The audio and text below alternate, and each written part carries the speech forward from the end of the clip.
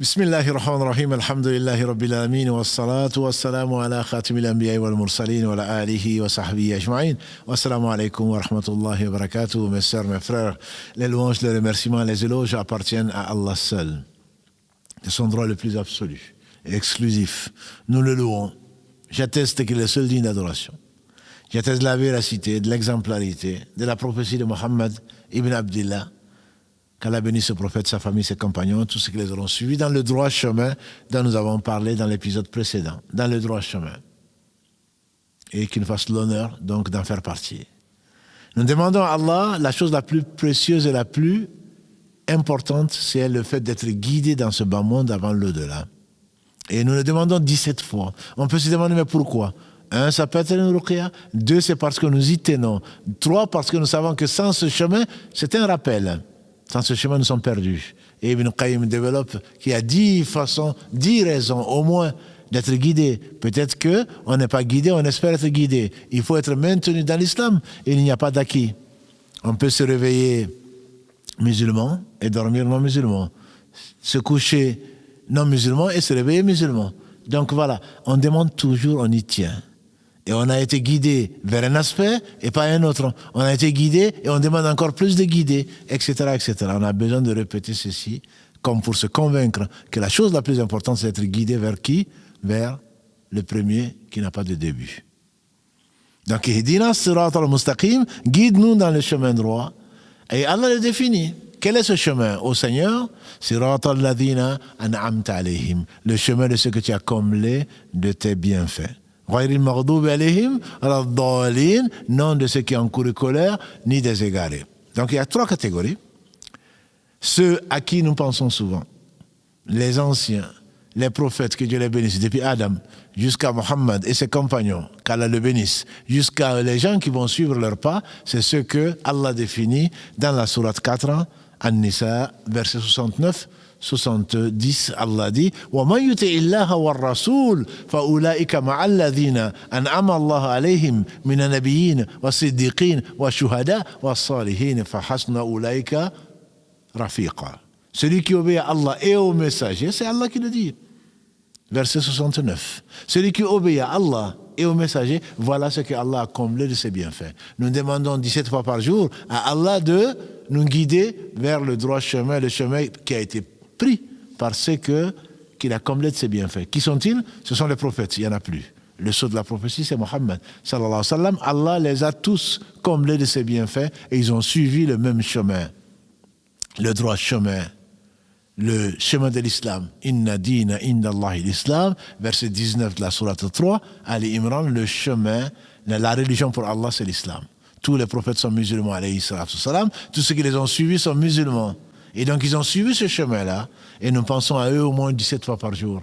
Nous les admirons, nous les prenons comme guides puisque nous demandons à suivre leur chemin. Celui qui obéit à Allah et son messager, voilà ce que Allah comble ses bienfaits parmi les prophètes. Les gens véridiques, qu'Allah nous accorde la véridicité. Les martyrs témoins, ceux qui ont donné leur vie pour enseigner le vrai, pour faire parvenir le vrai. Et les gens qui font le bien. Ce sont les 4 catégories qui rentrent parmi les croyants. Un prophète, il n'y en a plus, après Mohammed sallallahu alayhi wa sallam. Un homme véridique, Abu Bakr et d'autres, il y en a très peu. Les gens qui ont témoigné de la vérité, qui ont appelé à la vérité, qu'Allah nous compte parmi ceux-là, et les gens qui ont fait le bien. Et donc, ces anciens, qu'on appelle les salafs, puisque ce n'est pas une insulte, ce n'est pas un mot nouveau, c'est ceux qui sont venus avant. C'est Allah qui nous en parle. Et d'ailleurs, dans ta prière, mon frère, ma soeur, tu penses à eux. Qu'est-ce que tu dis ? Après avoir dit Attahiyatu lillahi salawatu wa tayyibatu, salamu alayka ayyuhan nabi wa rahmatullahi wa barakatuh, salamu alayna wa ala ibadillahi salihin.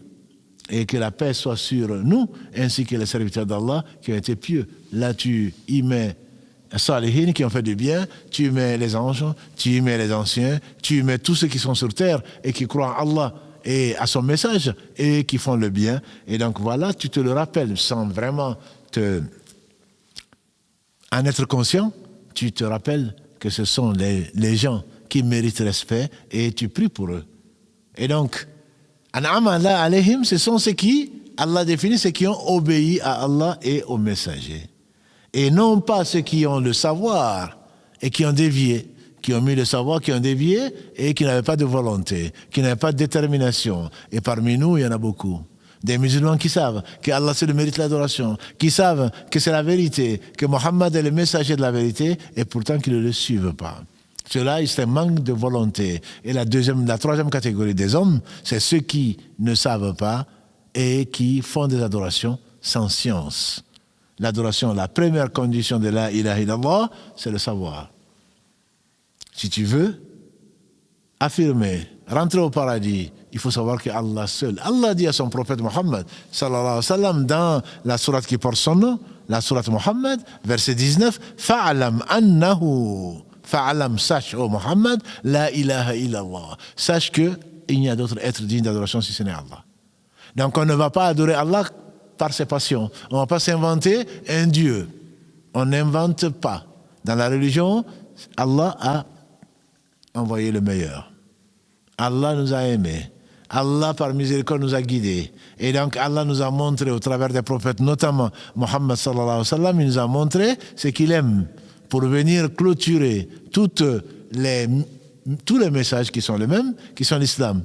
Et donc, Allah subhanahu wa ta'ala a voulu nous conserver cela, et tu ne vas pas, toi, adorer Allah par un autre moyen que celui qu'il a dicté à son prophète sallallahu alayhi wa sallam. Adorer Allah, il y a des adorateurs. Mais est-ce que c'est Allah qui adore?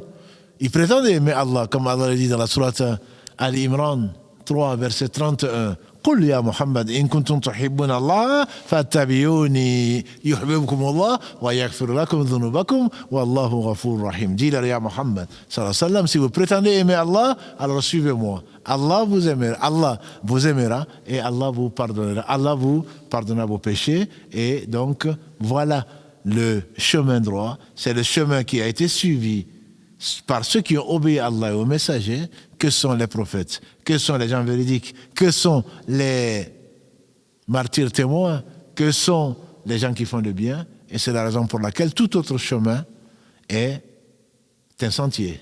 Il y a une voie droite comme une autoroute. Comme une autoroute. À côté de ça, il y a des bifurcations. Et chaque fois, il y a des satans, humains et djinns, qui t'appellent: garde-toi un peu, repose-toi un peu, et il n'y aura de véritable repos qu'au paradis.